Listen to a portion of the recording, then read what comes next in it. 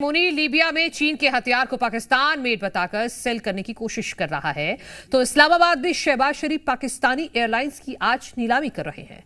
पाकिस्तान पहले बंदरगाह और एयरपोर्ट बेच चुका है और अब एयरलाइंस सेल कर रहा है।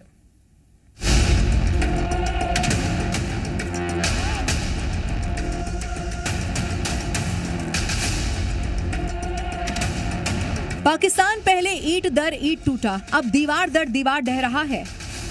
पाकिस्तान की इकोनॉमी की मिट्टी में मिलती मीनार की सबसे ताजा तस्वीर यूं है। पाकिस्तान अपनी राष्ट्रीय एयरलाइंस को बेचने की तैयारी में है।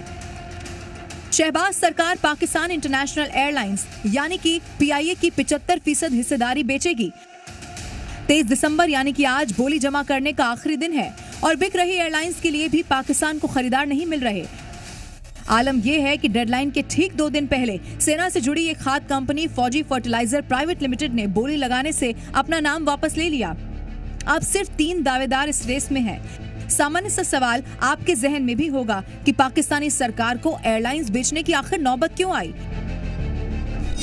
वजह नंबर 1, पाकिस्तान को IMF से $7 अरब का लोन चाहिए।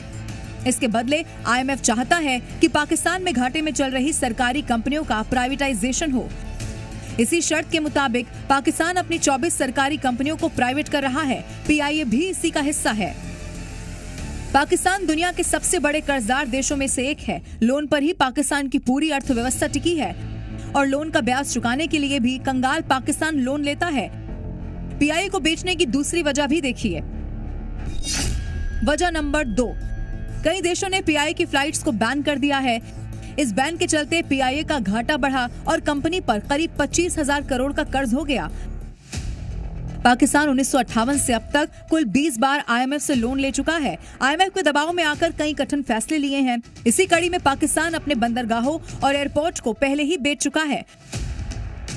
पाकिस्तान ने पिछले साल इस्लामाबाद एयरपोर्ट को ठेके पर देने का फैसला किया और अब एयरलाइंस बेचकर पाकिस्तान सरकार मुश्किलों से छुटकारा चाहती है। अब सवाल ये है कि कौन खरीदेगा पाकिस्तानी एयरलाइंस को? तो रेस में देखिए 3 दावेदार हैं।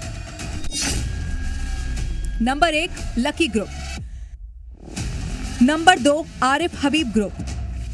Number 3, Air blue.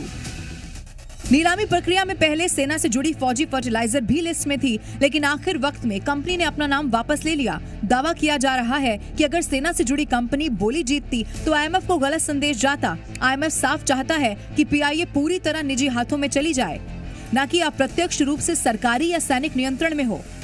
Bureau report, जी मीडिया।